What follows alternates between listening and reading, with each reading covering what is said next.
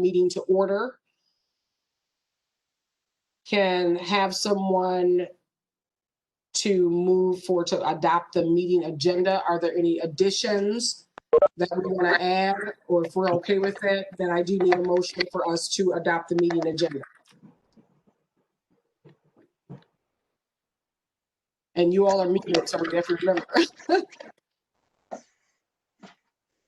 So you have to unmute whoever's moving in second. Sure, I so move. Is there a second?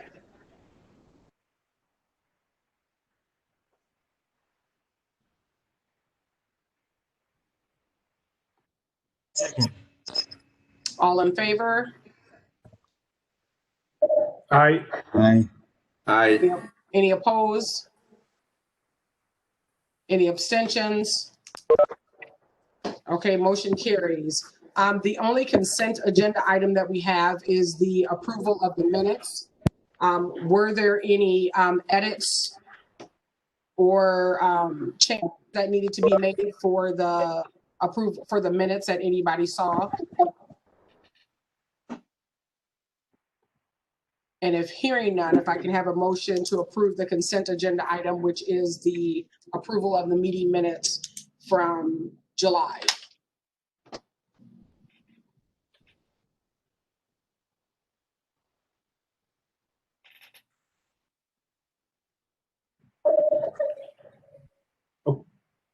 Okay, I didn't have any change, so I'll move to approve the meeting, the minutes from last meeting. Is there a second?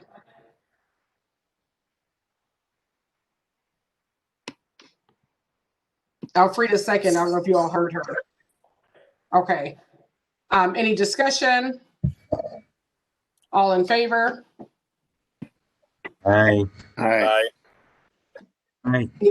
Are there any opposed? Any abstentions? All right, motion carries. Alfreda, you are up for the financial report. Thank you. Shakira, can I have you please pull that up for me? Sure, give me 1 second. If we can start with the 2021. So you all forgive me there. This is going to be my first report. No, you're fine. Moving out of financial person. So. Yeah, you're totally fine.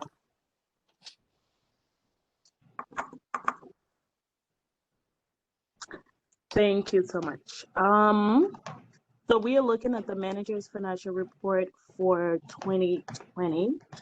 And I just wanted to bring your attention to where it said unobligated. Okay. Unobligated line below there, you're going to see that we have just quickly too, we're wrapping up our fiscal year 2020 and moving into fiscal year 2021. So you're seeing here that we have $17,307. Thank you for highlighting that. And that, even though it's what's left over, is something that's still going to be used by staff. So it's not just free money sitting there. They eventually are going to assign it. And that is something that's going to roll over to fiscal year 2021 as well. More than likely, that is an amount that's probably going to be set aside along with whatever savings that they had. As you know, Patrice left the council a while back, so they haven't been able to fill that space. So they've been saving a lot of money from that vacancy. So whatever money that's saved, and that is going to be used. And just in case our budget get cut for 2020, that money is going to use to supplement whatever loss that's going to. So it's going to, and it's going to be used for it. So before I move on to like 2021, do you all have any questions about the finance?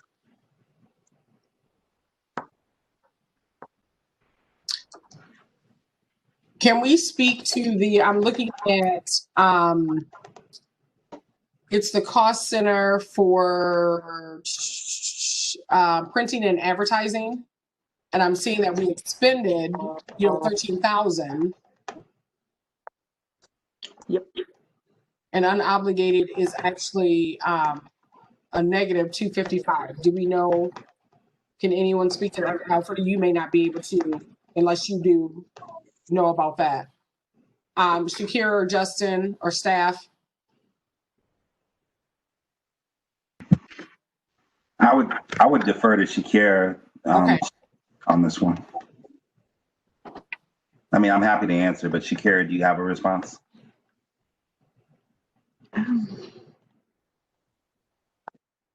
my God, sorry. I am like boggled down with all this stuff and it doesn't want to mute. Nope, that's okay. Okay. So for that dollar amount, that just means that we obligated more for that section than what we anticipated. Okay. So since we have all that extra carryover amount from staff savings and then from rollover, it'll just negate that. Okay.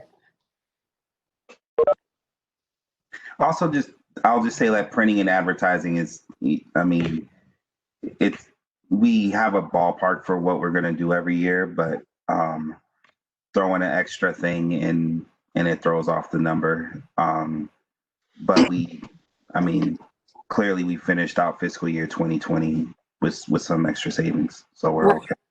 Yeah, no, and that's the only reason why I was asking, because this is not, our current fiscal 21 budget. It's, Right. from last. So just curious about that. So that was really the only question I had. I don't know if any other council members had questions about 2020 budget. And keep in mind, this is already, I would say we're already into 2021, but this is from fiscal 20. And so we know that we have expenditures, but keep in mind, this would be the fiscal year that we would have to expend it out.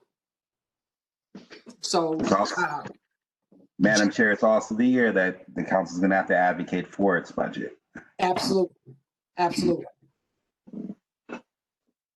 So are there any other questions in reference to the FY20 budget? If not, then I think, Shakira, can you share FY21 budget?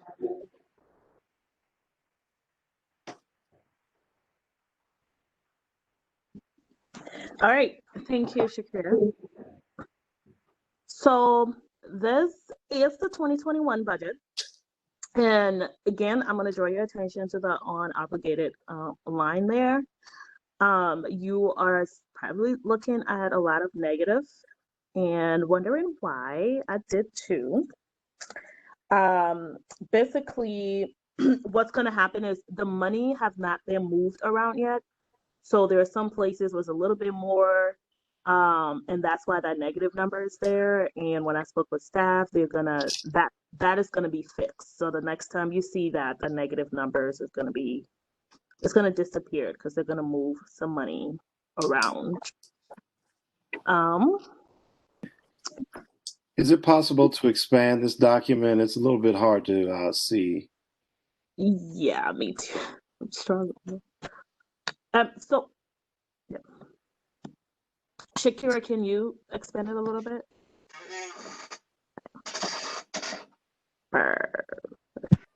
There's a council members. There's a feature on the left-hand side of your screen with magnifiers that you can actually zoom in as well. Thank you.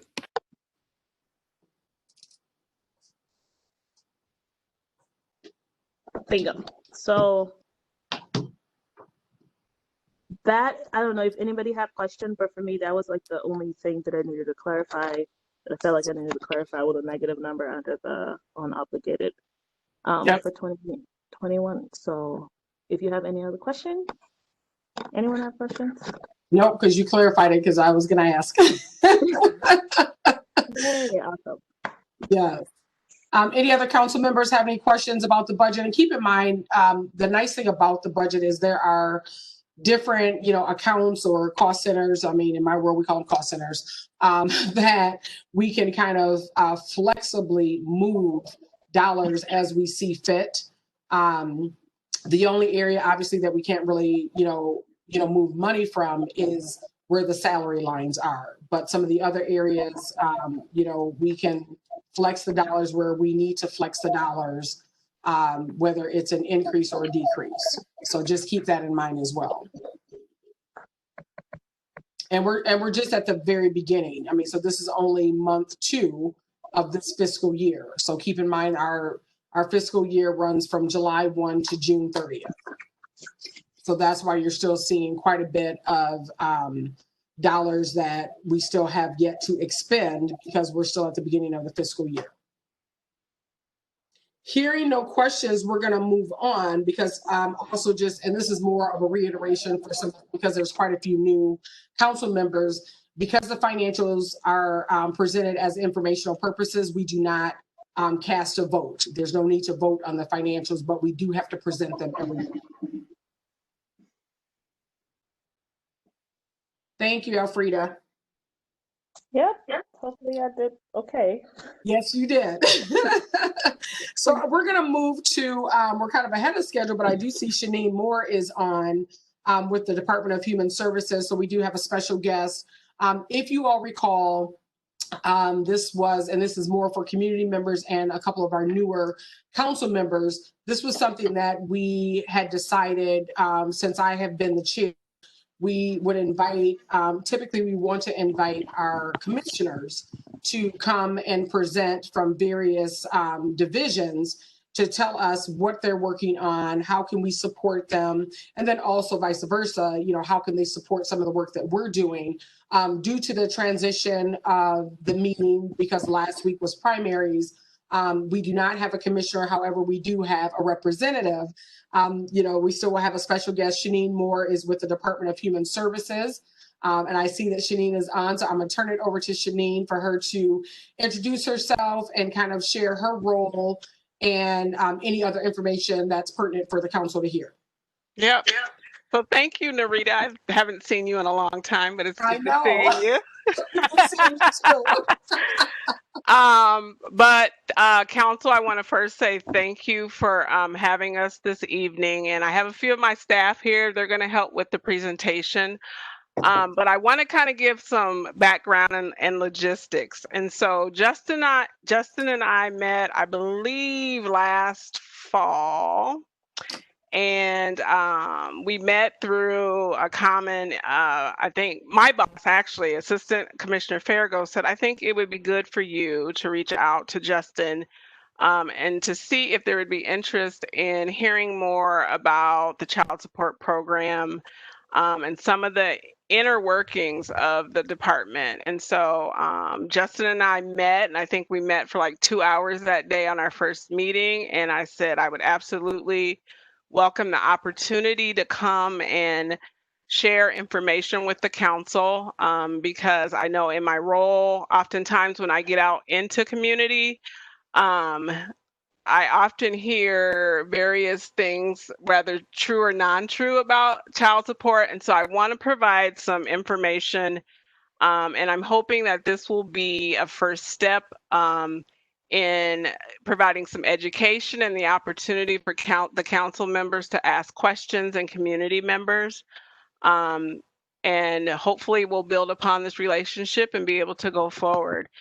So a little bit about me. I am Shaneen Moore. I'm the director of the State Child Support Division. As you all know, we have 87 counties here in the state of Minnesota, with the state office serving as the supervisor of those counties, and then each county would then have their own child support program for which they're responsible for. And so at the state office, our primary role is to help set policy and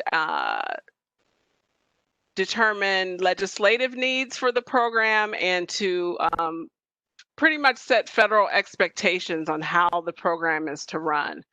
And so counties are able to, for the most part, as long as they stay within those rules, are able to run their county programs however they choose to.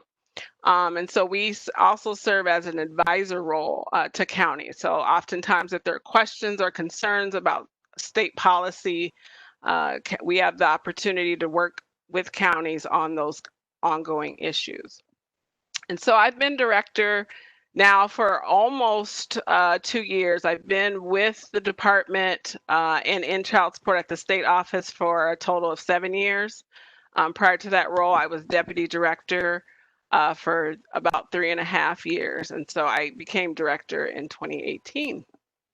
I want to start with saying that we're very interested in any feedback. I have my legislative coordinator here who's going to do the majority of the presentation, and then I'm going to close with some comments and things that we're currently working on. But we're very interested in learning more about your concerns, feedback, and so if there are things that during this conversation that you have questions about, please don't hesitate to ask.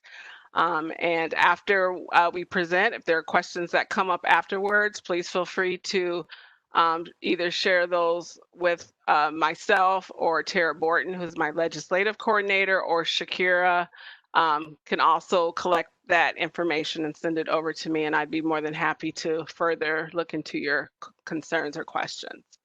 So without further ado, then Tara, I'll turn the presentation over to you. Thanks, Shaneen. And I just want to thank you guys again for allowing us to do this. I know that it is 6:30, and since you're at home, you're probably smelling your dinner taunting you, and we do have some pretty dense stuff here. So we're going to start out just talking about the basics of what the child support program is, and then at the end, we're going to talk a little bit about some initiatives that we've been thinking about and working towards. And I just want to reiterate what Shaneen said, that please go ahead and interrupt me if you need to ask a question.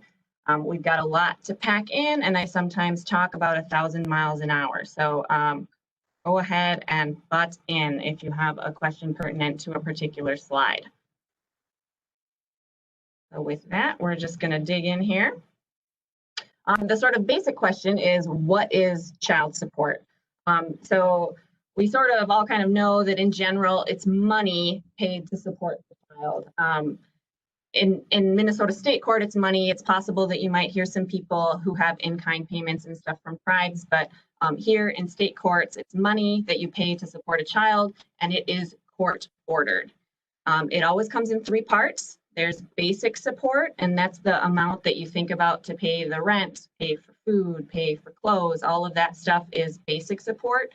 And then Minnesota is unique among some states in that a lot of states don't do this. We separate out medical support and child care support. So every child support order should address each of these 3 things. A case can be a 4D case or a private case. So what we mean by a private case is that they have nothing to do with us. They have nothing to do with the county. 2 parents can go directly to the court and get child support ordered, and we might not be involved. You might hear thrown around the sort of most bureaucratic of bureaucratic terms, the 4D child support program. It was established by the federal government in 1975 in Title 4D of the Social Security Act. So every time you hear someone referring to 4D child support, 4A TANF, 4E foster care, somewhat annoyingly, they're actually citing to statute right in the name.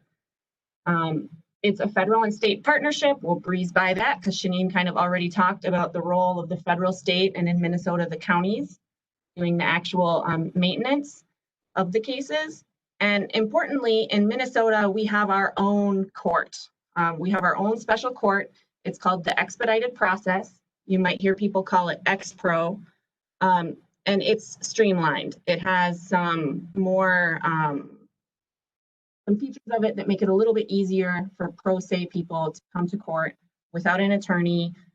Maybe they didn't send in all of their pay stubs on time or something. In the expedited process, it's a little bit more approachable. You can bring all that stuff to court. You can be a pro se person who maybe doesn't know all the rules of evidence, and you can show up to that expedited process. So there's a couple ways that a family can enroll in our program. The first one is just by application. So you can fill out an application and say, I want your services. And that can be either parent. It is a myth that the child support division or the county only represents the custodial parents. When we show up in court, we represent the state, the county. We don't represent one parent or the other. We're looking for the good of the whole family in the division. You can apply for either full services, which is going to encompass sort of everything we do that we're going to talk about in a second, or you can apply for income withholding only services. And in income withholding only, the child support division is sort of the bank. Money's coming in and we're sending it out to parents, and that's all we do in income withholding only cases. The other way that you can end up in the program is if a custodial parent, use the term custodial parent in child support, even though we know that that's not always the way things are working out. But when a parent applies for public assistance, be that MFIP, child care assistance, or medical assistance, they automatically get referred to the child support program.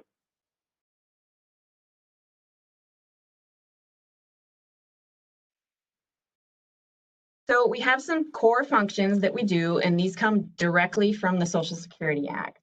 So the three things that are cited in the Social Security Act are establishing parentage, establishing child support, and enforcing. So establishing parentage is going to be an actual court action, or it can be from the recognition of parentage. So you may already know what a recognition of parentage is. It's that form that you can fill out often in the hospital, but it doesn't have to be in the hospital. It can be at any time where both parents are saying, yes, we agree that this person is usually it's the father of this child. You might hear people say that they signed the birth certificate. What they're usually talking about is signing the recognition of parentage. So that's the first core thing that we do as established in the Social Security Act. The next thing is establishing the child support order. So this is doing everything that needs to happen to get the parties into court. And that includes modifying that order after the fact, if appropriate. Any of that stuff that needs to happen in court to set that order or modify the order. We use what we call the child support guidelines to do that. Every time a magistrate or a judge looks at a family, the family's in front of them, they have the income and everything of the family, they have to look to Minnesota law in the child support guidelines. The child support guidelines are a book about an inch thick. They're massive, but the sort of quick and dirty of it is that the judge is going to take the income of both parents and the parenting time of both parents, and that's going to kind of spit out a number from the guidelines. The judge doesn't necessarily have to stick with that order. There's a number of reasons that they could make it higher or lower, but the child support guidelines and statute are generally going to guide that. And then once we have the order, we have to enforce it. And that fourth bullet is actually part of enforcing it, and that's collecting the actual money.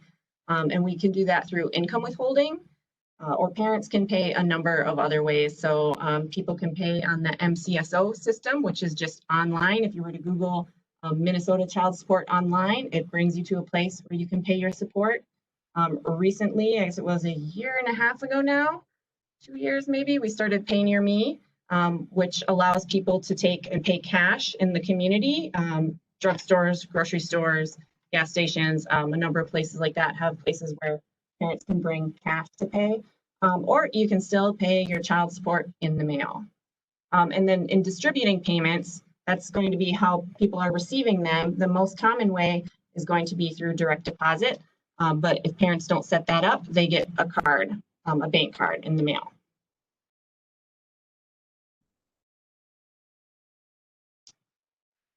So what happens when a parent does not pay their support? We have a lot of tools available to us to compel payment, to get that money to the child and to the parent who's going to be caring for the child the most. We can report to the credit bureaus. We can suspend driver's license. We can suspend occupational licenses. The State Department will pull your passport. We can take money directly from a bank. We can take both state and federal taxes. Not listed here is recreational licenses, so hunting license, fishing licenses, that sort of thing. We can stop those from happening until someone pays. And then, of course, the most extreme is contempt of court. So that's going to be a pretty high barrier. That's something that a decision that a county makes with the county attorney specifically. And we're only going to be bringing those contempt of court cases if we think that someone is really evading.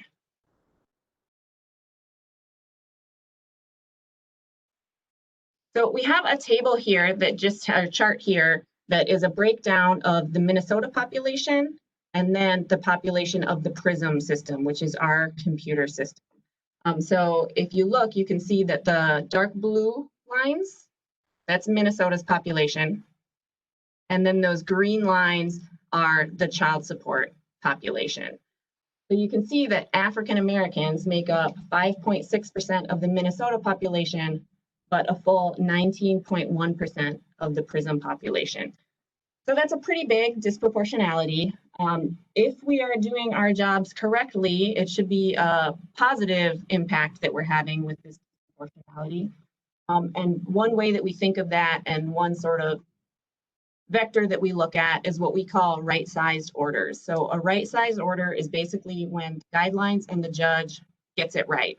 So they go into court and the order is set at a place that the person who has to care for that child in their home has enough money, and the person who doesn't have the child all the time also has enough money to pay their obligation, care for themselves, and also to parent that child when the child is with them. So we call that a right-sized order. The table that we have here kind of shows that we might have some wrong-sized orders happening. So what this order shows is what we call NCPs in the PRISM system. It's people who pay support and the arrears balances. And it's by race and ethnicity at the bottom. So you can see this, this large blue at the left. It represents American Indian obligors. So in our system, 87.1% of American Indian obligors are in arrears. So they have not kept up with their child support obligation. Right next to that is African Americans in green. So 84.7% of African American obligors have not been able to keep up with their obligation. And if you go almost all the way to the right, that sort of very dark purple bar, 68.8% of white obligors. So that's a difference between 84.7% and 68.8% difference between Black and white obligors and who is racking up arrears. Now, this doesn't always necessarily mean that the order is wrong. There's a lot of reasons that people can fall into arrears. You know, they could be evading. There could be a lot of reasons. But it's a pretty good indicator that at least some of these have an order that just either started out wrong or that we didn't modify it when we should have. So somebody lost a job and either we didn't find out about it or the county didn't do it, and that order now is no longer right-sized for that family and someone can't pay their order. So we're seeing these arrears balances. So Tara, I have a question. When you say that African American, so are you all also including African immigrant? Because that's the biggest portion, is it's not necessarily disaggregated, but you're lumping everybody under that classification. Yeah, so there's two things with that aren't separated out. So Black is just Black in the PRISM system. There's no way to disintegrate, like break those out. But I'll also kind of point out, and I should have done this before, that this Hispanic bar, there's no way in the PRISM system for someone to select Hispanic and Black either. So those are definitely two sort of things that we can't capture in our data. And there is another question. Wayne, go ahead and ask that question. Sorry? Okay, I have a question quickly. And this is in reference to the parentage form. Does it obligate the parent to pay child support even if later DNA shows the parent is not the biological parent? And if so, why? Okay, so I'm going to break that up into two parts. So Okay. The first part is that signing that form does not automatically make a child support obligation happen. Until a party goes to court, there's no child support obligation. So just signing it doesn't do that. It does sort of get you one step closer because it could mean that they won't have to establish parentage once they get there. The second question though is sort of, are you locked in once you sign it, and is there a way out of it? And the statute does allow for revoking that, and I can't exactly remember off the top of my head. I think it's a year. I think you have a year, but you have to double check with that. So there is an out, but the out does have to happen within the statutory parameters. So what I'll say to that, Wayne, and this is Shaneen, I would highly encourage families to have these conversations around signing that document well before the birth of that baby, because if there are any concerns, you want to try and address those before you're in the moment of holding this beautiful baby and you're both in the hospital, and one party might feel compelled to sign it because they think that's what they should do, when in reality they're not certain whether or not the baby is theirs. And so I highly any young person that I know that is in that predicament, I highly encourage them to have those conversations well before the birth of the baby. And if there are any concerns, to not sign that form. Thank you. Sounds good. Anything else on this one? So we're going to kind of forge ahead then. So keeping in mind these this data on arrears, where we see that we have some disparities in who has arrears, we've been looking at sort of things that we can do for future. So the first thing is that we know that if we had more modifications, that this might help as far as getting right-sized orders. Currently, Minnesota has an automatic cost of living increase every 2 years. And this actually takes the place of a federally mandated review of a case every 3 years. So we're looking at, maybe is that not appropriate? Maybe should we be mandating the full review rather than going with an automatic cost of living increase? And will this bring to our attention some of the cases that maybe don't have an order set appropriately anymore? And then I also noted here on the second bullet that compared to white parents, African American parents are significantly less likely to receive a modification in a given year. So we recently pulled this data for a work group that we're starting on this issue, and we saw that 4.4% of cases with a white non-custodial parent were modified in a given year, but only 2.5% of cases with an African American custodial parent were modified in 2019. So we haven't been able to dig in yet about what exactly the reasons are, but we know that white parents are getting modifications more frequently than African American parents. Another thing that we've been looking at regarding this interest balance, or the arrears balance, is the charging of interest. So in Minnesota, as soon as you get into arrears, you're getting charged interest, 4% interest. And so for those folks who maybe have a big order and they don't get in for a modification, you've got a big order, you lose your job, and then you don't come back in for a modification. That's going to start tacking on interest all the time. And for those who maybe didn't recover and went years without this modification, that interest can really stack up. And I saw there were questions there about who decides to modify. So a parent can take this to the county and say, something's changed. I want you to look at my case. And they can always do that if they have a 4D case. You can bring it in and say, look at my case. Will you modify this? And the county should be doing that if there has been a case that would change that order statutory amount. And we don't need to get into details about that.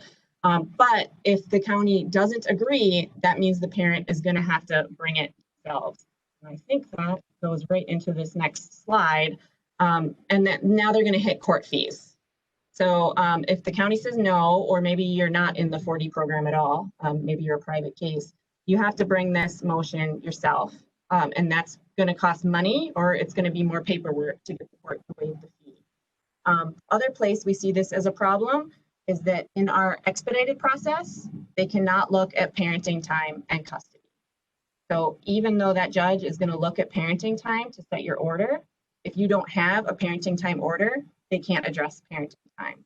So now you're going to have another court fee, because now you have to go to district court, pay that court fee to get that parenting time order. So this is one sort of access issue that we've been looking at and seeing if there's anything that we can do on this court fees to help parents access not only those modifications, if the county says no, but also how can they access the district court to get that custody and parenting time order. And then down below here, we've got custody and parenting time being sort of a barrier in and of itself because they basically have to go to an entirely different court system to get that order. And Shaneen is piping up here in the do you want to? So I was typing that I think what Quentin and Carl may be getting at in the who decides.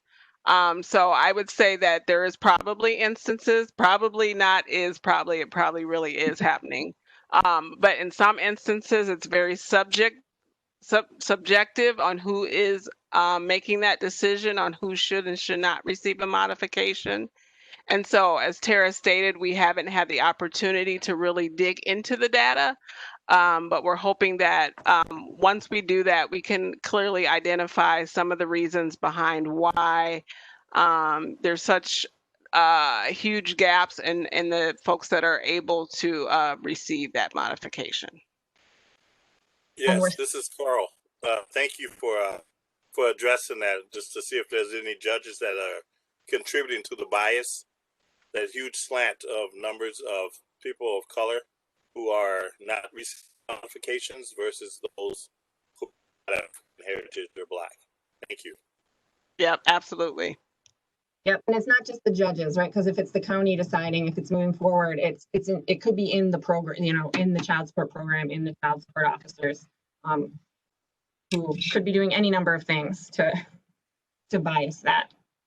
So we're starting a work group tomorrow to start look at some of that stuff and see what we can do to streamline modifications and make them more effective and make that process work for everybody. And then we also just wanted to put in a little plug for the recommendations that just came out of the Child Support Task Force. This is a group that was headed up by DHS that worked for 3 years on the actual guidelines themselves on what should we be doing to update Minnesota's child support guidelines to make them more responsive. And there were professionals on the group, there were parents on the group, and they worked hard on a lot of parts of the guidelines to make them more responsive. I'm not going to go into the details because we're running out of time, and it is probably mind-numbing if this is not your fun thing like it is for me. But basically, they updated the table itself. So this is the actual thing that's going to spit out an initial number with the incomes of both parents. And then they made special considerations for lower incomes because they were seeing that folks at lower incomes paid a much higher percentage of their income in child support. So they were unpayable. So they're recommending changes to that.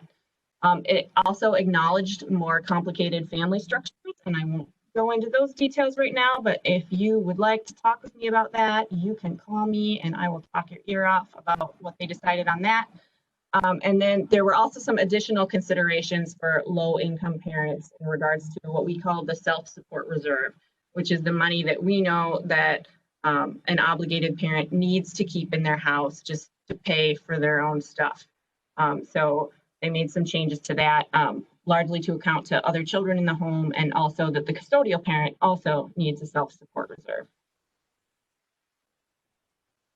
And now I'm going to kick it back to Shaneen. All right, thank you, Tara. So before I go over this slide, so around the Child Support Task Force, I just want to say that it was 3 years of very hard work. We were very intentional. We know that our guidelines hadn't changed since 2007. And so we were very cognizant that we need to do a better job at understanding the needs of low-income parents. And so that's why you see a lot of focus on that. And so what I would ask for support going forward, we haven't made quite yet an attempt from the state office on moving forward with legislation on some of these changes, but our hope is that within the next couple of legislative sessions that we'll be able to bring forward very strong proposals. And so during between now and then, my hope is that a lot more folks will engage in the process and come up to speed on some of these very important issues, in turn being able to support the department in moving forward with these very important changes. So that's just my plug for that. But I do see a couple of questions in the chat. So Narita says, is there a reason why they would still have interest on arrears when we can see that there's this disproportionality within the ethnicities? So that is a great question. We've been trying to eliminate interest charging on arrears for a very long time. Unfortunately, that is a proposal that hasn't, a legislative proposal that hasn't gotten a lot of traction or support until as of late. And I think last session, and Tara, correct me if I'm wrong, but we were able to get folks like in the Bar Association and some of those very high interest groups really engaged and willing to support that proposal. But unfortunately, it didn't get to move forward. But that's one we're definitely watching. And I would totally agree that you can clearly see the disproportionality when it comes to obligors that are in various communities. Okay, so for future projects under consideration that we're trying to address around disparities, inequities, and program education in general. So we currently, excuse me, we're currently working on an initiative around driver's license suspensions. And so we've started to look at the data because current data is showing us that, again, there is disproportionality for the African American, Latinx, and Native American communities around driver's license suspensions. And what we're starting to see is that those communities have the highest numbers of driver's license suspensions. And so as a state program, we need to figure out solutions or alternatives to driver's license suspension. And so we have a work group that we've started to work with, and a couple of our metro counties have interest as well. And so we're going to potentially put together a report or proposal for our assistant commissioner and commissioner to consider allowing us to do some sort of pilot project around driver's license suspension. So stay tuned for that. I see in the chat, follow-up question, Narita says arrears really never go away. Under this current system, that's correct. They're there, but we want to create an opportunity that if we can stop interest charging, that would help alleviate some of the concerns that parents have expressed to the department. Okay, driver's license. Oh, Carl has another comment. There's historical trauma for many Black families and child support. Not too long ago, Black men were worth more to their families and their families' ability to receive help if they were out of the home. Are there funds or projects that will help heal the families? Carl, that is a wonderful question. Unfortunately, at this time, we do not, but I will tell you as the director, some of my goals are around creating, trying to correct some of the inequities and concerns that Black families have around child support. And so I think if we're able to change some of our guideline policy and move forward with a legislation that addresses some of these concerns, that we will be able to do a better job and potentially create some of that healing that needs to happen in the community. Narita says, if any community members have questions or comments, please post in the chat. Thank you. Okay. So, so as far as the digital marketing initiative, so a couple of years ago at the department, we applied for a federal grant to get at the opportunity of servicing our current program participants, as well as try to understand the needs of those that may be interested in applying for services, but they have not or chosen not to. And so we were awarded a $500,000 grant that we're using to kind of use as an education platform, but to also engage families that potentially have interest, but for whatever reason have chosen not to reach out to the program. And so in that first part of that initiative last fall, we conducted a statewide survey using the University of Minnesota, and we have some initial data from that survey, but we're getting a clear indication that a lot of folks are either don't have knowledge about the program or have some misunderstandings of how the program works. And so a couple of the initiatives we're going to do to potentially help with that. We're going to, number one, we're working on a digital electronic application. So we want to make it easier for folks to be able to apply for services versus the old, take paper and pencil and fill it out and then send it in and all of those things. So we want to use current technology to be able to meet individuals where they are. Secondly, we're working on texting. So a lot of government entities in the state of Minnesota, and I think we would be one of the first if we can get this off the ground, but we're looking to be able to use texting to reach individuals. And so oftentimes what I hear when I'm in community, especially like things like driver's license, suspensions, well, I don't live at that address anymore, so I didn't know I was supposed to go to court, or I've forgotten who my caseworker is and I don't know how to contact them, or I didn't know I had to appear in court, and those examples. And so we're hoping that with our text messaging initiative, we'll be able to alert individuals on very important details around their case so that they'll be able to respond more quickly versus through snail mail. The Fatherhood Initiatives Group. So this is something new that we're trying at the department. So within the Children Family Services Administration, we are a collective group of decision makers, and in my administration would include myself, the Economic Assistance and SNAP Director, the Child Welfare Director, and then we also have the Child Care Assistance Director. And so last year we decided that there was an opportunity for us to be able to come together collectively because we were each serving fathers in different capacities.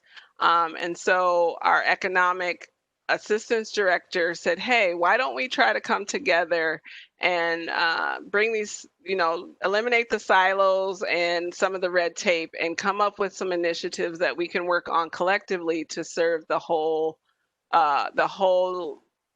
needs of the father in all capacities of his needs. And so we are working with the University of Minnesota, the Humphrey Institute, in coming up with some ideas around a design lab with hopes that there'll be short-term, mid-term, and long-term goals that we can accomplish in finding ways to better serve fathers.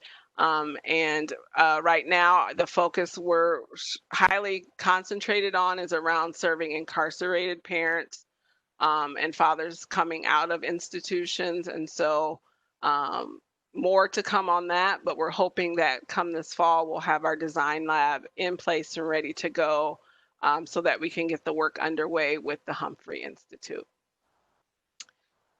Another federal grant application that we recently applied for that we're waiting to hear more information from and to see if our application was accepted is a federal grant known as the Economic Mobility and Responsible Parenting Grant.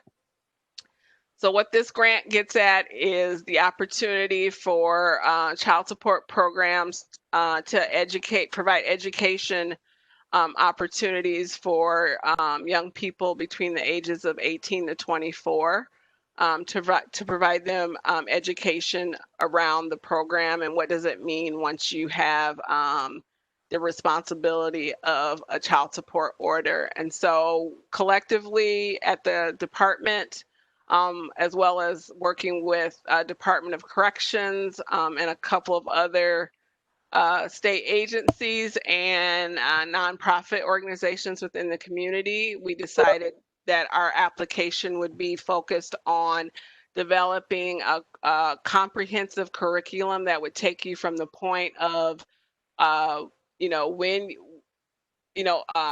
financial management education to the point where you're becoming a parent, all the way through the child support process, going through court, going through the modification process, and providing a very detailed education opportunity for parents that are interested and maybe potential parents interested in learning more about the program. And so once we have that curriculum developed, which we also are working with the University of Minnesota in that development, we're hoping that we'll have enough community partners on board that we will be able to provide training and stipend opportunities for them to be able to train this curriculum to participants within their various programs. So we're really excited about this. I know that this has been something that I've wanted to do for a long time, and I'm hoping that eventually we'll have the curriculum available that we could share it with the education systems within the various school districts within the state. And so more to come on that as well. And then finally, I had the procedural justice peer learning opportunity. And so, Carl, this might get a little bit at your question, but as we know, there are many disparities in the justice system, and oftentimes African Americans are receive the brunt of that injustice. And so, child support is no different, and there are frankly, judges that might have a certain subjectivity to how they rule on specific issues. And so with this procedural justice opportunity, what we're hoping to do is to intertwine procedural justice in the work around driver's license suspension. So we're hoping to develop some best practices to engage counties and how they interact with participants as it pertains to driver's license suspensions, and to also provide educational opportunities for judges that are making these very important decisions as it pertains to driver's license suspension. So the ultimate goal will be to try to create some best practices and initiatives that will provide better outcomes for people of color as it pertains to driver's license suspension and Minnesota courts. So Carl says, I really like this opportunity. Is there a way to make sure that we can remove some of the legal barriers so that people that have experienced challenges around child support are the ones to lead and to teach the classes? Absolutely. I think that in working with community and right now on board, we have the Fathers Project, Family Wise. I think Ujamaa Place is one of our partners. And then Austin, I know you're on the call. Am I missing any others? There's a few others, but you hit on the ones that I could remember. So. Yep. Thank you. So we have several community partners, and as we get this process underway, and if we're awarded the grant, there will be plenty of opportunity to engage with other community partners as well. Awesome. Thank you so much, Shaneen. Are there any questions? I want to kind of open this up. If there's any more questions. I'm sorry. Yeah, one more thing. One more quick thing. So I've got contact information. So if you know of anyone that has questions or concerns around their individual case, or they want help, please feel free to give them this number. That's our child support help desk at the state office. We have advisors that are more than willing to answer any questions that you may have around a particular case. We also have our public website, which is the DHS website with all information pertaining to our program, which you can find there. The Minnesota Child Support Online system is a system that we use where you can use the internet to look at case-specific information around your case. And so you have to have a user login and all that kind of good stuff. But that's another way, instead of having to physically call your caseworker, that you can use that system to be able to call and or to be able to look at your case information. And then, as Tara talked about, the Child Support Task Force, that was a 3-year stint that we did with that task force, but all of the information around the decisions, around presentations that we had with economists that came and talked about the various issues, and many other things can be found on that particular website. So feel free to go out there and look at that information. And then finally, I want to say thank you for allowing us to come this evening, and I hope that you found this information very informative.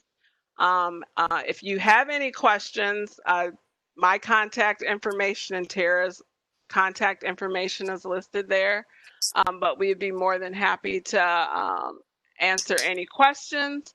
And or once we get into some of this legislative work, that if you would like for us to come back, we would be more than welcome to do so. No, thank you. I definitely appreciate it. Lots of good information, very informative, like Carl said. And I like the resources that you provided, because then that allows us to pass that on, to the community. So, because a lot of the community may not know, especially when you look at some of the task force teams that you are looking at doing. And then from the legislative perspective, that driver's license, I think, is something that's huge. And we definitely know who that impacts. So definitely appreciate that. I want to open it up if there's any other questions that the council has. And if the council doesn't have any more questions, because we're getting ready to move into public comment, I do want to open it up if any community members have any questions for Shaneen and or Tara. Feel free to either put it in the chat, or you can feel free to go ahead and ask those questions. So a question has come in the chat. So Andre Duke says, this is a critical issue for the Black community. Many fathers are being criminalized based on these established guidelines, and children are being traumatized by the tension it creates. Please let us know how community can support some of these initiatives. Absolutely. And I'm going to lean on the council as we move into some of these initiatives, that, if I need some support and some asks, that I can come to the council and the community and gain that support.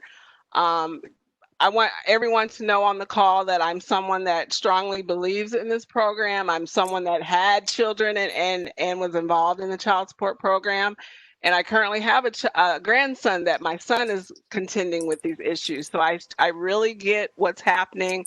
I'm close to the issues. They're very important to me. And so it's very important for me as a member of the African community to try to address many of the issues that have been problematic for quite some time. I appreciate it.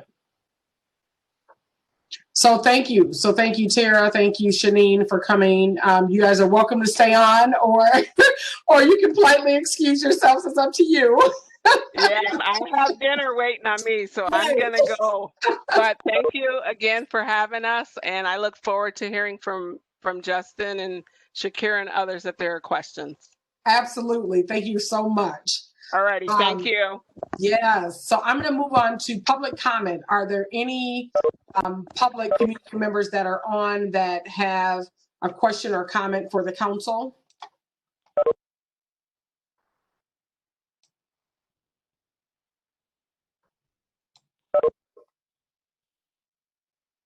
Are there any comments that we know of from, because I know we're live on Facebook. So Amber, I don't know if, I know she's checking that. No comments so far. Okay, well, we're going to move right along, being that I don't see or hear anything. So we're going to move right into our standing items. I see that Karen is on and Christopher. So we're going to turn it over to you all. They have a 15-minute presentation that they want to give us an update for our strategic planning. So I'm going to turn it over to them.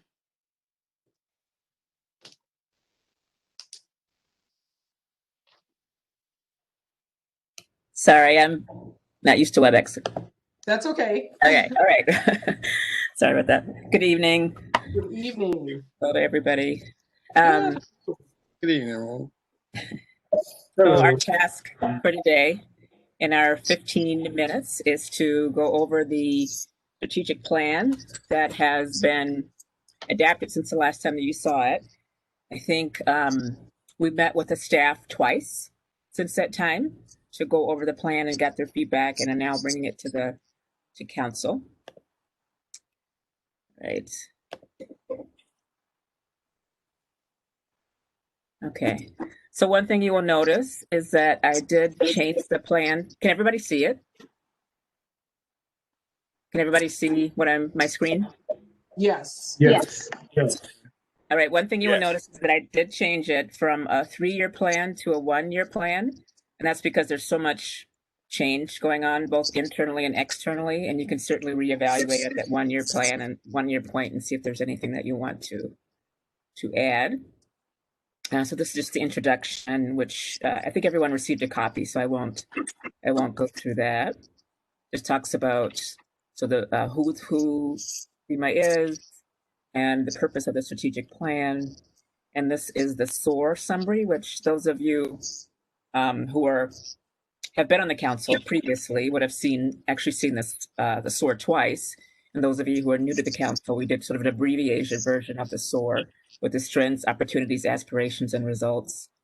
So the findings from the SOAR are here.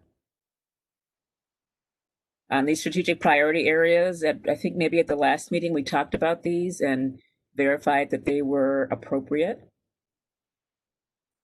So the strategic priority areas are maximize council effectiveness, identifying community strategy and partnership structure, strengthen organizational systems and structures, increase staff capacity, and enhance relationships and collaboration between the African immigrant and African American communities. So the meat of what I wanted to share is this next section. So these are the goals, outcomes, and strategic actions overview. So underneath that, strategic priority 1, which is maximize council effectiveness, the first goal is to clarify the council role and desired engagement. And you'll see there the different strategic actions that are there, timeline, the roles and responsibilities. So in order to clarify the council role and desired engagement, we'll start that second column, create job description for council members, develop objectives and outcomes for council development, develop a tool and process for evaluating council effectiveness and engagement. And then on the left, so once those strategic actions are done and successful, those are the outcomes that we're hoping to have happen. And if you look at the top under measures, that's more long-term. So increase council internal and external engagement and satisfaction as determined by a council assessment. And the outcomes would be sort of along the way toward that road. That's what we're hoping to achieve. The timeline, and then roles and responsibilities. So divided between our role, staff, and then some of them are council. This particular one is primarily staff and us working together. Are there any questions on this particular goals or comment?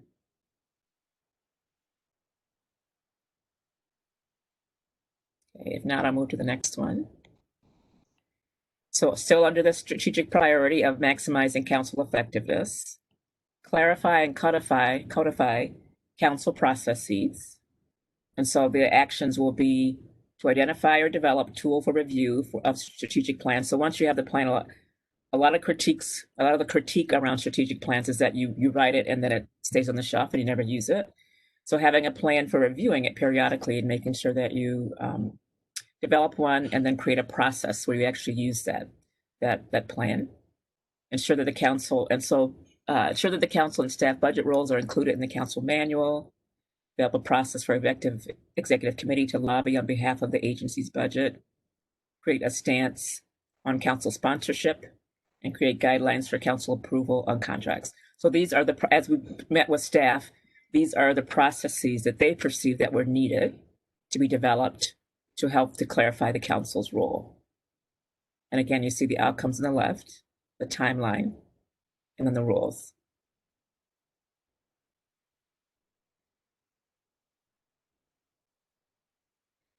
Any questions here?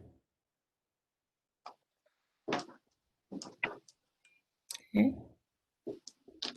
Next, strategic priority, identifying community strategy and partnership structure. And you might remember that there was a lack of clarity, particularly around, well, actually partners, internal and external, in the council, as well as partners about is CMAH supposed to be gathering, like organizing community members, getting their insights and then taking it to the legislature, or are they partnering with people, with the partners who already have those established relationships? So this is as a result of that. The first goal is to leverage the partnerships and assess community needs and engage them in a legislative agenda. And so the first set of strategic actions are coming together and identifying the goals that CMAH wants to achieve for partnerships, developing a document with appropriate messaging to convey to those partners, creating a communication plan, incorporating clear messaging about CMAH's role in the sector into all written and verbal communication materials. And you'll see there on the left, the outcomes, the timeline, and responsibilities. The second area, second set of strategic actions is develop an MOU strategy to use when working with coalition partners, implement a strategy for more formal partnership arrangements, and the council interacting with partners to educate and clarify what the relationship should look like, with the intended outcome of partners understanding how they work with CMAH in partnership. And then roles and responsibilities. Any questions about that one?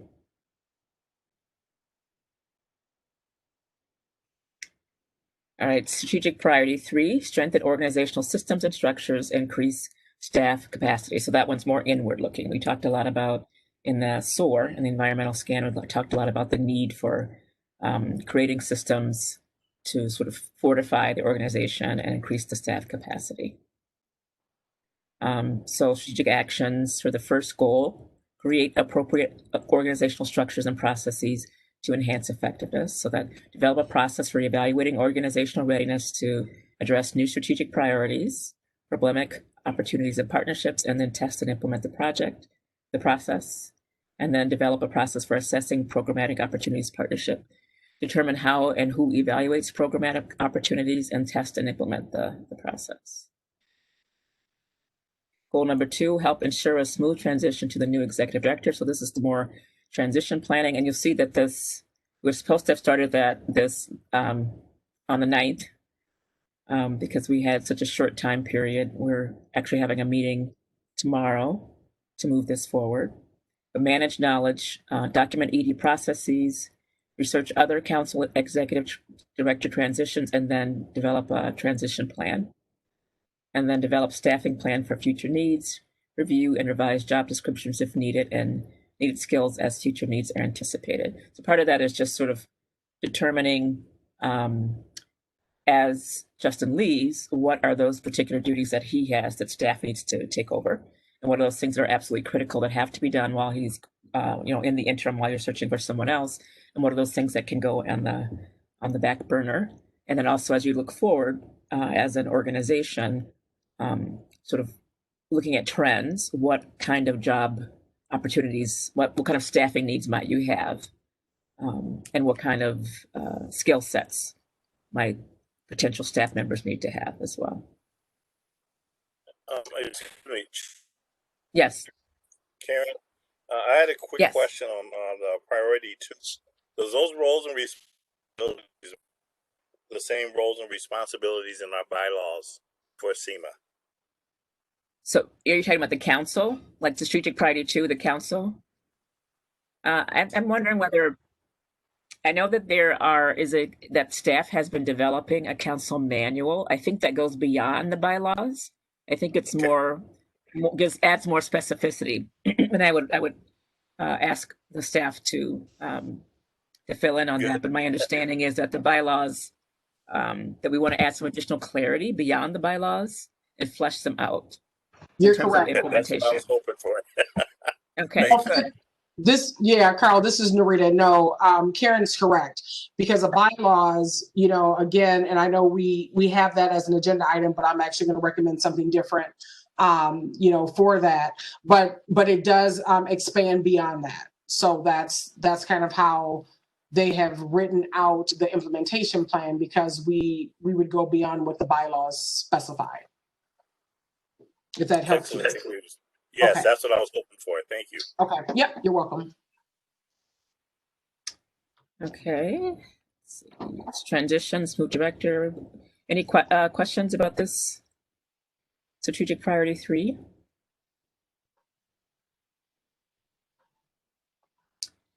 All right, strategic priority 4, enhance relationships and collaboration between the African immigrant and African American communities. And if you look at timeline, that's one that we have next year. In terms of priorities, obviously that transition is most important, and more the internal stuff. We're thinking our kind of our immediate focus, areas of focus. We want to make sure that we include this as well. So conducting visioning with the council to discuss differences and generate a shared agenda and long-term priorities, and then determining a strategy, ensuring that this shared understanding is continuously brought to the fore. Potentially establish a committee. And then goal 2, ensure that representation of both African American and African immigrant communities is present in staff and in partnerships. To review and adapt hiring process to include individuals who understand the tension between communities and can address it, and identify potential partners who can enhance a shared purpose between the two communities, and use previously developed partnership process and messaging to engage new partners. Any questions there?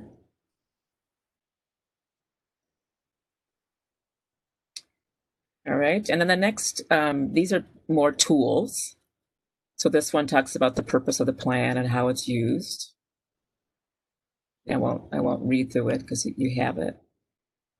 The role of the council and the role of staff.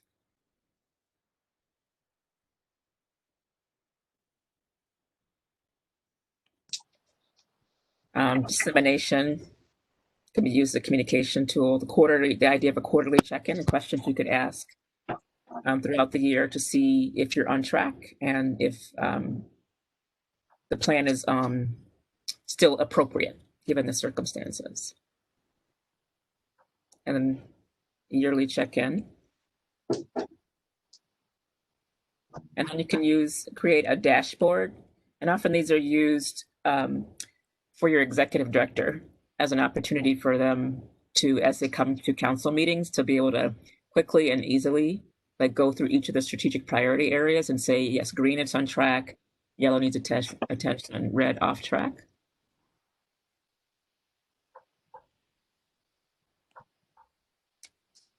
And this is a summary. One of our team members did an interview with Sia Her, from the executive director of the Council of Asian Pacific Minnesotans. And she just documented some of the key learnings from that, like the roles and responsibilities from her perspective, the council, the executive director, and how they do community engagement, or council engagement, I'm sorry.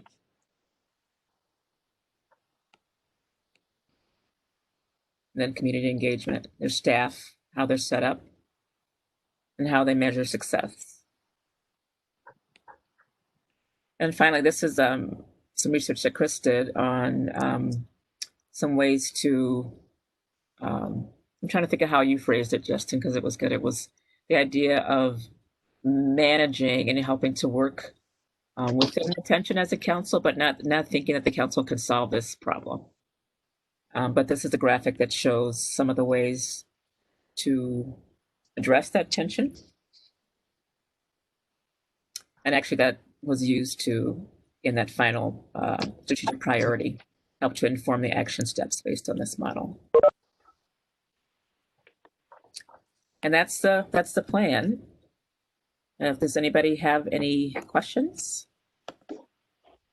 No, you guys have done a phenomenal job, with really kind of outlining what the council had said, what staff had said, and then even what community has said. More so for our newer council members, the biggest, I would say, hiccup or mismatch, if you will, was the roles and responsibilities of the council and then the roles and responsibilities of the staff, because a lot of times in the past, there was kind of this cross-pollination, and we wanted to make it very clear what is our role as the council, what is the staff's role, and then where can we, where there's synergy, then what can we do from there? So I liked how you all have broken that completely down, and it's, what I would say, smart actions, so they're very specific, they're measurable. We're not taking something and we're saying, well, it's a needle in a haystack and we can't get it done. But I think it also identifies what we saw out there in the community and then how we can make sure that we're taking action on that. So well done. I was very pleased when I saw this. Thank you. Madam Chair, can I Absolutely share a quick response? I'm gonna try to share my screen real quick.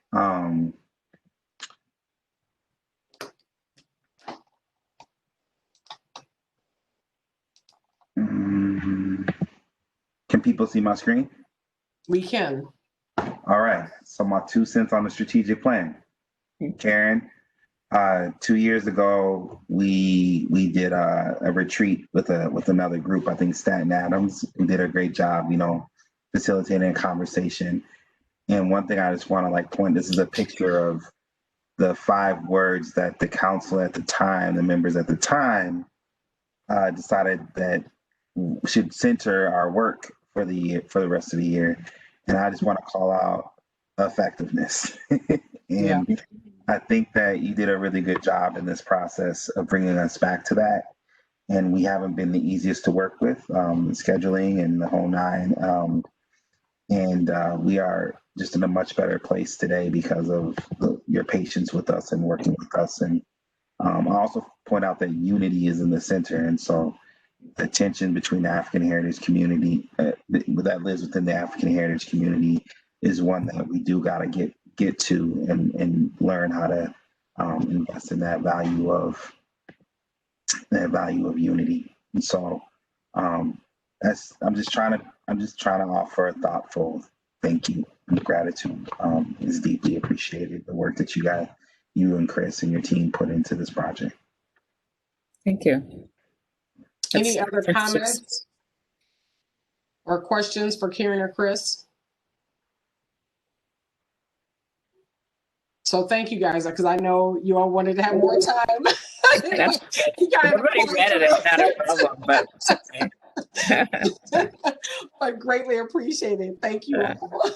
All right. Thank you. Yes. So we'll move on to the next standing item. I do want to call for a motion for this one for the council bylaws, because one of the things that we had discussed is changing the terms for the executive team.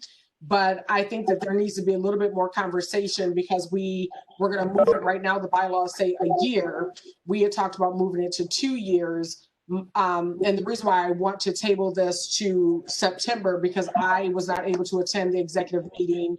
And I think we need more dialogue to identify how we're going to do the rolling terms. Because if we say every executive member is going to serve for 2 years, then we potentially would be rolling over a brand new executive team. And I don't think that's smart to do that. So if I can have a motion for us to move this agenda item to September's meeting.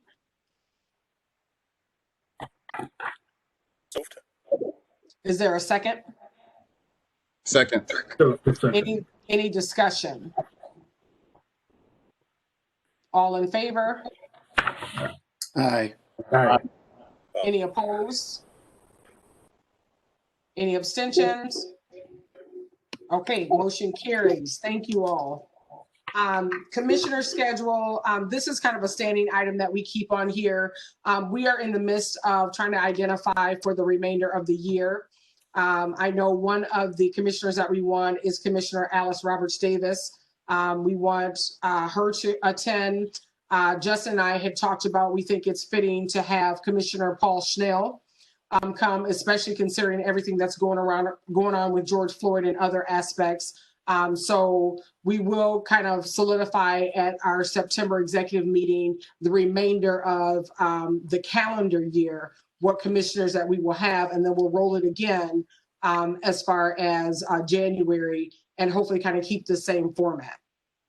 Any questions before I move on?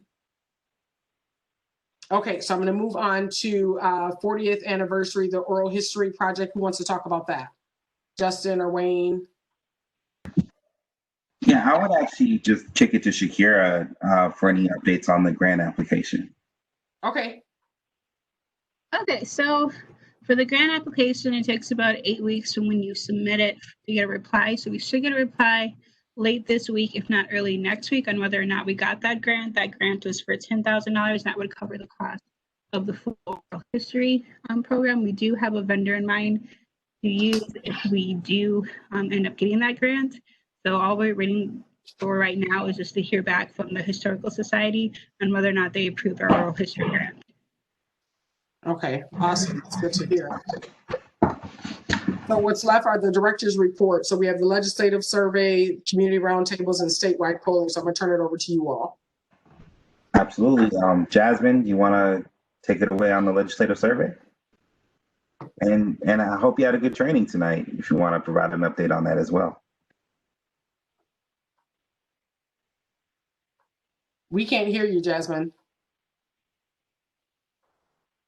The double mute. I keep on forgetting. Double mute. Can you hear me now? Yes. Okay. So with the legislative training, that went good. We had 16 people there tonight. We still are doing them the third Tuesday of the council of the month. So if you know anyone who's interested in learning about the legislative process on kind of the foundational level of who's in charge, let's send them my way, send them my email, I'll put it in the chat box. But those we've been getting feedback, and we've been able to kind of help bridge that gap around that information, around, participating and engaging and what that looks like and how to do it, and kind of giving that clear information. So around the policy survey that I think I talked about at the last meeting, so we're right in the stage where we have 15 questions, and the goal is to get the survey out to all legislators by September 15th with a report that MAD will be working on to release those survey answers and kind of that demographic information on October 15th. Where we are in the process right now is we'll be having those draft questions completed by this Thursday, and we'll be going over what those questions will look like and those answers, where it's not just like yes or no. It's not just do you support this bill, but they're able to give like full answers as well as I support this bill, but I think this should be happening. So we're able to kind of get that information on these issues that impact people of African heritage, because no one asks them where they stand on them. We don't know what work they think that needs to be happening in their role, if that's the job of the legislature or not. So we'll get answers on that. But I think it's a very useful information that we'll not only be able to use and get out to community, we'll know where they stand, but also as we're progressing with this 2021 budget that's coming up, it'll be very fruitful in naming what we represent, naming the things that we're already working on and seeing where they stand and what progress we can make on those issues. Jasmine, can I ask you a couple questions real quick? Yes. So how many bills did we support the last 2 years? Yeah, I sent you the email, but the total, we had 20, 30, I think we were at like 42, 40 or 52 bills. Yeah. Yeah, 42 bills. And then there were 6 that went to the governor last year that were signed. And then just still going out through special session, but there was about 2 to 3 bills that passed that we supported that signed this year. Yeah, I think the numbers you said, signed by the governor. I think the numbers you said were like 42, and then it was a total of 14 that have passed in the last 2 years. Would you say like the majority, and I'm not trying to like, forgive me, I'm not trying to put you in the hot seat, like trust me, there's a point to this. Would you say that the majority of the bills were Black led in some way or fashion?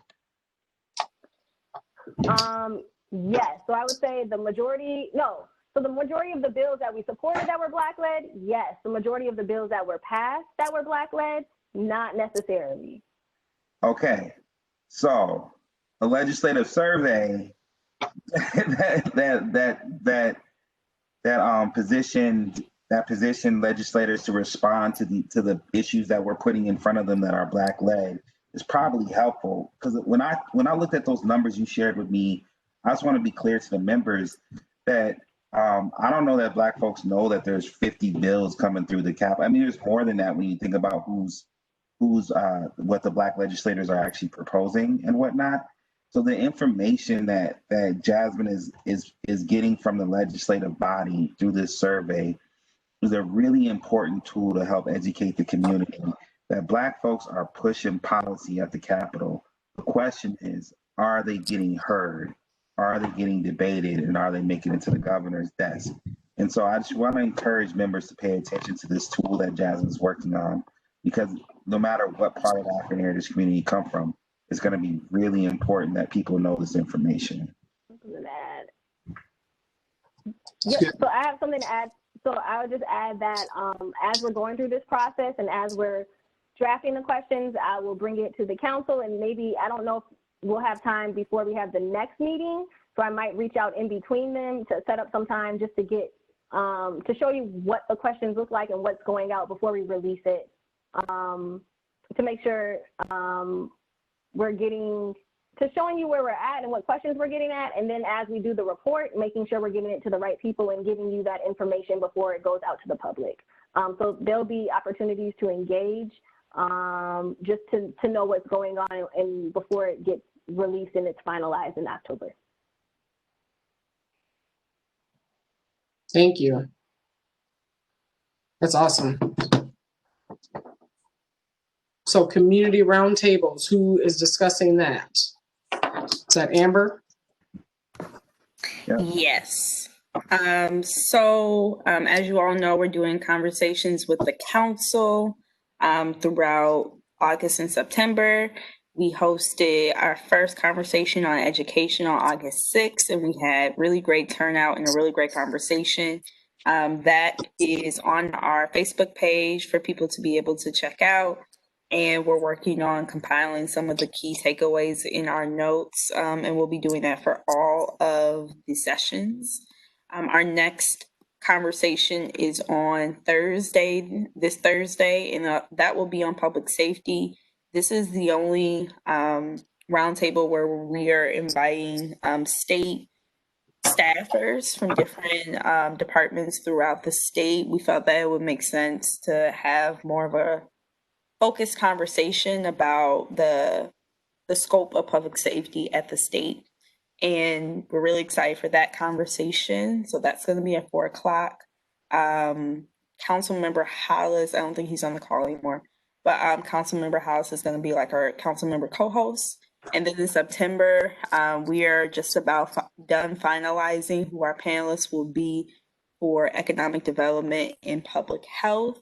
And then we will start to confirm and to build out the agendas for those. So if you have volunteered to be a council member co-host, you can expect to get information about that in the coming weeks. I have kind of deputized the co-host to help with like the question and answer section, and it's pretty simple. We have a set of predetermined questions. I will ask you to ask those to the individuals as directed in the agenda, and then I will help moderate the audience Q&A. So it's pretty simple, and we've been having a lot of fun on the conversations. And so please continue to promote these roundtables to your communities, to your networks. For people who want to log on to Zoom, they need to register at Eventbrite by the Wednesday morning before that corresponding roundtable. Any questions? Yeah, Amber, how what's the time frame that you have it scheduled until? Is it through December, or how do you have it set up right now? Oh, we just have 4. Okay. and we'll be done by mid-September. And then from there, we'll focus on some civic engagement opportunities and voter education work in the election season before we go into November and start working towards the policy summit. Okay, good, thank you. Mm-hmm.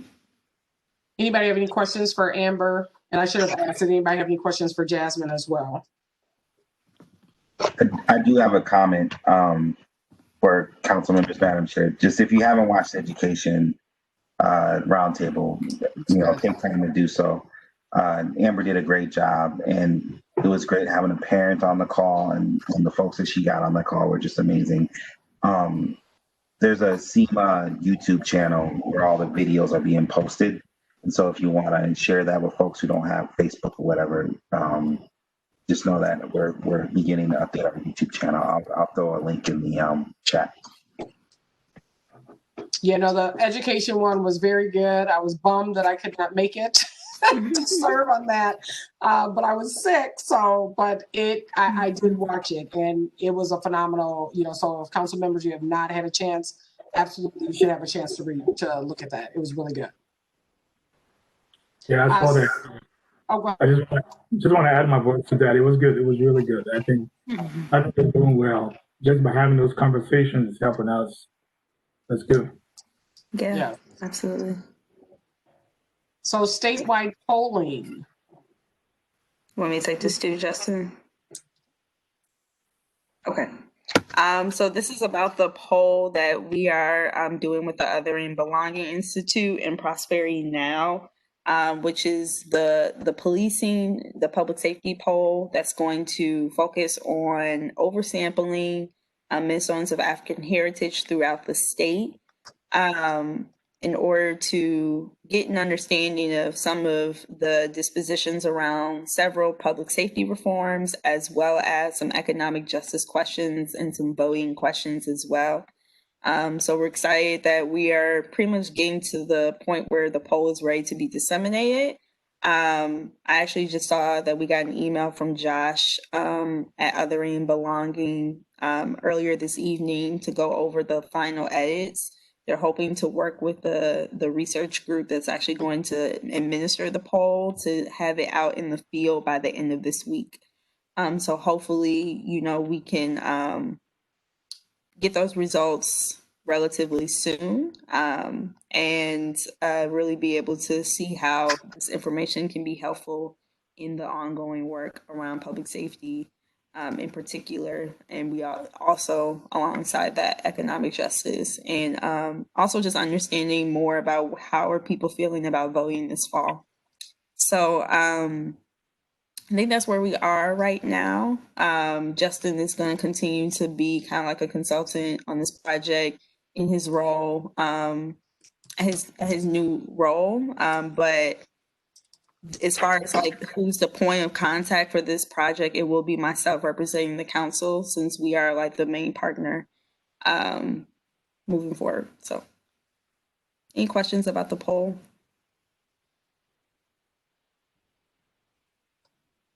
No. Okay. Wait. People don't want to know what's on the poll. This thing's gonna have our logo on it and go out to 500 Black folks in the state. You should probably have a couple questions. Actually, probably twice that. It's probably gonna be more than 500. That's gonna go out. Because we're trying to get like 600 to 800 responses. I want to say, Amber, if you want to share what some of the questions are. Yeah, I can actually. Be on there. Yeah, I can actually share the screen with the draft that we just received. Okay, so here are our demographic questions. I will skip through those. There are some questions about like your sense of belonging in your home, in your neighborhood, public places throughout your city or town. And then there's a set of questions asking people to rank their priority for you and your community. And so that's where it starts to get into some of the public safety reforms, like reducing funding, kind of like the defund the police, independent civilian oversight boards, some of these questions around whether or not people want police officers to have like different service professionals alongside them, going to different calls, or to just replace them all together. So we're going to do some kind of split polling and see how that looks. Low-level offenses, and then there's some support, oppose, scaled questions as well about liability insurance, disbanding police departments, having officers live in the cities that they police, and then like ending relationships between police and ICE. So I think those are the gist of the public safety questions. And then we're going to add some economic development questions around kind of like, this is getting towards universal basic income, like a monthly check in perpetuity as you're an adult, suspending rent and mortgage payments, a baby bond for all newly born children, guaranteed jobs program. So asking, I think we have questions around reparations. So we just got, we put in a lot of good feedback earlier this week. And so I'm seeing some of the new edits as well in real time. So banning hiring practices for the formerly incarcerated, reparations, different business related. So it's like a lot of different questions around there. And then these are our voting questions about how likely people will vote in November. Their dispositions around voting by mail, how confident they feel in that process. And then also seeing if they will want to have some different resources available to make voting by mail simpler. And then we have some more demographic-based questions to end the poll. I'll stop sharing. But yeah, it's a pretty extensive poll. Probably will take about 10 minutes to do. But yeah, we're excited to see what comes out of it. No, thank you. And for those of you that know, this is huge. Yeah. This is like massive for the council. If you look at the last couple of years and what the council has been doing, and really the last few years, it's been, we've done things that people probably have not expected. But I think the other thing is we're moving the needle. We're taking the council to that next level. Which kind of leads me into my last piece is some of you may or may not realize, but this is Justin's last council meeting. Justin's last day is Friday. Just want to give him a hats off. We can't really clap, but you can do the ASL clap for the work that he's done, over the last, few years. So if everybody can turn their camera on and give him the ASL clap. But really appreciate the work that look, everybody's put on their camera now. But really appreciate the work that he has done. The council, as you all know, we've had our ebbs, we've had our flows. But I would say over the last few years, since Justin has taken over as executive director, we have seen the needle move. We have become, more known, if you will, on being able to move the needle on certain legislative practices. Just using one as George Floyd, we were instrumental in getting it out of Mike Freeman's hands, getting it into Keith Ellison's hands and others. The statewide poll, if you guys are not realizing, like I said, that's huge for us to be a part of that. The sessions that Jasmine is doing with the legislative training, if you even look at the last few years from when we have done our Day on the Hill, we've seen an overarching increase. I know we have Greg Hubinger on the call who represents the LCC, and he was so funny because he had a conflict, so he joined our last couple of meetings, and he was like, oh my God, he was like, the format is totally different. This was not our format, but we really wanted to say, how can the council really be instrumental, and how do we, make sure that we're providing information for the community, but then we're also looking at how do we change legislative activities and how do we change what's happening with our African heritage community so that there's actionable steps and that we're actually seeing results. So I just wanted to take this time to, hats off to you, Justin. job well done since you've been a part of the council. We wish you much success as you move on to your next endeavor. We know that we will still be in connection with you. So you may be gone from the council, but you'll still be connected with us in some, format. Before I have him speak, I know some people are curious of where we are. So the position closes, and Greg, I may put you on the spot here just to kind of clarify. The position does close on August 25th. Is that correct? Then we will, we have already identified 3 members from the council to serve on the search committee. And the hope would be, if all goes well, this person will probably, what would you say, Greg, by October 1st, maybe?